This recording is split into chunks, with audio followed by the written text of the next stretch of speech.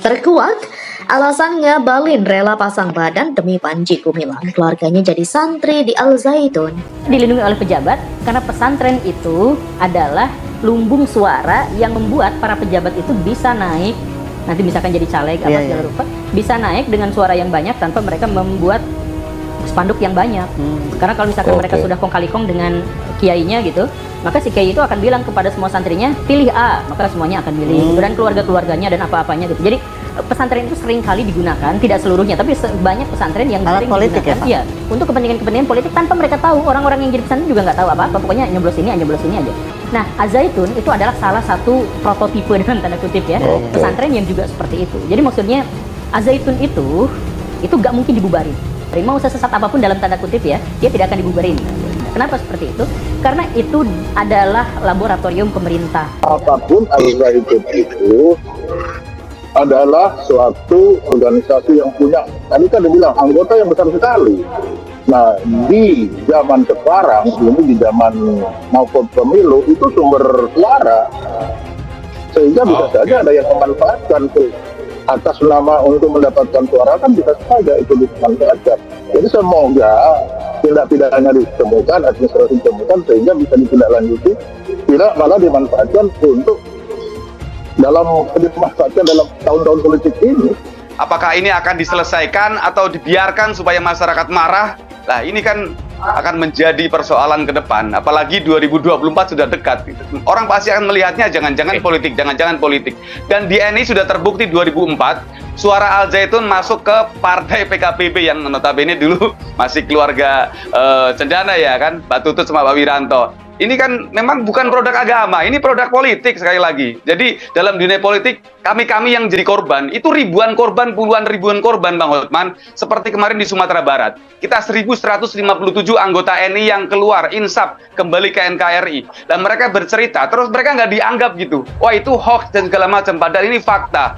Tragedi kemanusiaan atas nama agama. Terkuak alasan Ali Bautar Ngabalin mati-matian membela Panji Gumilang dari tuduhan ajaran menyimpang. Ternyata, keponakan Ngabalin menjadi santri di Ponpes Al Zaitun. Menurutnya tak ada yang salah dengan ajaran di Al Zaitun. Diketahui tenaga ahli utama Kepala Staf Kepresidenan Ali Bautar Ngabalin mati-matian membela dan memuji sosok Panji Gumilang sebagai alumni pesantren Gontor. Bahkan dia mengutuk keras siapapun yang menuding Ponpes Al Zaitun mengajarkan paham sesat dan menyimpang. Ngabalin menduga bahwa sejumlah tuduhan terhadap Panji Gumilang adalah cara kotor untuk merebut pengelolaan pesantren Al Zaitun. Tenaga ahli utama kantor staf Presiden Ali Bautar Ngabalin membela Ponpes Al Zaitun dari tuduhan menyebarkan ajaran menyimpang. Ngabalin juga memastikan tidak ada ajaran-ajaran sesat di Ponpes Al Zaitun. Ia menyebut Ponpes pimpinan Panji Gumilang itu adalah sosok yang cerdas, keturunan kader Masyumi dan anggota HMI. Ngabalin juga telah mengizinkan CNNIndonesia.com mengutip pernyataan dalam video itu pada Kamis. Dia mengatakan, Panji Gumilang telah membangun Ponpes itu berpuluh-puluh tahun. Sudah banyak pula keluarga yang menitipkan anak-anaknya untuk sekolah di Ponpes Al Zaitun. Ngabalin mengaku keluarganya juga ada yang menimba ilmu di sana. Menurutnya tak ada yang salah dengan ajaran di Al Zaitun. Ngabalin menduga ada pihak yang sengaja memainkan isu pondok pesantren Al Zaitun sesat. Ia berkata pihak itu ingin mengambil alih Al Zaitun. Sebelumnya, MUI menyatakan Ponpes Al Zaitun menyebarkan ajaran menyimpang. Mereka mendesak pemerintah untuk menindak ponpes itu. Pemerintah melakukan investigasi terhadap Al Zaitun. Menko Polhukam Mahfud MD menyebut ponpes itu juga pernah punya kaitan dengan NII. Kepolisian juga telah memeriksa Panji Gumilang, pimpinan Ponpes Al Zaitun. Panji diperiksa atas dugaan penistaan agama, ujaran kebencian hingga penyebaran berita bohong, di mana Panji Gumilang dipersangkakan dengan pasal 45A ayat 2 junto pasal 28 ayat 2 Undang-Undang Nomor 19 Tahun 2016 tentang ITE dan atau pasal 14 Undang-Undang Nomor 1 Tahun 1946 tentang Peraturan Hukum Pidana, kata Direktur Tindak Pidana Umum Barreskrim Polri Brigjen Johan Danita Harjo. Sementara itu, Habib Bahar bin Smith seperti menabuh genderang perang demi melawan ajaran yang menyimpang dari syariat Islam. Habib Bahar bin Smith seperti menabuh genderang perang demi melawan ajaran yang menyimpang dari syariat Islam. Salah satu yang tengah panas belakangan ini adalah isu Ponpes Al Zaitun yang disebut memberikan ajaran menyimpang.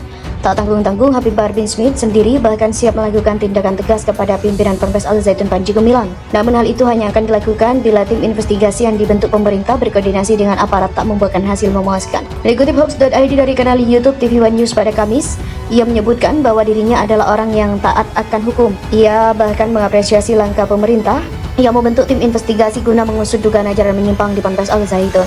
Adapun pemerintah sendiri disebut bakal memberikan beberapa sanksi akibat kontroversi yang ditimbulkan Ponpes yang terletak di Indramayu itu. Di antaranya sanksi itu yakni sanksi pidana dan sanksi administrasi. Namun demikian, Bahar menyebut bahwa sanksi tersebut belum sesuai harapan umat. Ulama kelahiran 23 Juli 1985 ini menegaskan dirinya pun siap menindak tegas pimpinan Ponpes Al Zaitun, terutama bila kerja dari tim investigasi dinilai kurang memuaskan. Habib Bahar menuntut agar pemerintah dapat mengambil tindakan tegas untuk menutup permanen Ponpes Al Zaitun yang berdiri pada tahun 96 itu. Lebih lanjut, dia juga mengatakan akan mengambil tindakan sendiri bila nantinya Ponpes Al Zaitun tak ditutup. Hal itu juga berlaku ketika Panji Gumilang sebagai pimpinannya tidak ditangkap. Di mana terdapat temuan baru dalam kasus di lingkungan Ponpes Al Zaitun, Kementerian Agama telah menemukan adanya pengajaran dan kurikulum yang tidak sesuai. Oleh karena itu, pihak Kemenak akan memberikan sanksi kepada Ponpes Al Zaitun pimpinan Panji Gumilang tersebut. Kabar ini disampaikan oleh Kepala Badan Nasional Penanggulangan Terorisme atau BNPT Komjen Riko Amel Zadanil pada Rabu, yang menjelaskan bahwa Kemenak RI menemukan adanya kurikulum dan pengajaran yang tidak sesuai dan menyalahi administrasi di Ponpes Al Zaitun. Bahkan temuan itu disampaikan saat rapat ketiga di Kemenak. Atas hal itu, Riko menuturkan bahwa Kemenak bakal memberikan sanksi administrasi terhadap Ponpes Al Zaitun. Keputusan itu pun telah diketok palu dan dari hasil rapat ketiga itu, tak hanya itu, Kemenak RI juga akan melakukan sejumlah langkah mitigasi. Langkah itu akan dilakukan terhadap kurikulum, guru, dan para ustadz serta para santri. Meski begitu, Riko menyebut proses penyidikan di Ponpes Al Zaitun masih berjalan seperti biasa. Nantinya, proses mitigasi juga bakal dipimpin langsung oleh Kemenak RI dan juga BNPT. Intinya, proses pendidikan masih berjalan dan proses mitigasi akan dipimpin langsung oleh Kementerian Agama di bawah koordinasi dari Badan BNPT. Demikian pungkasnya.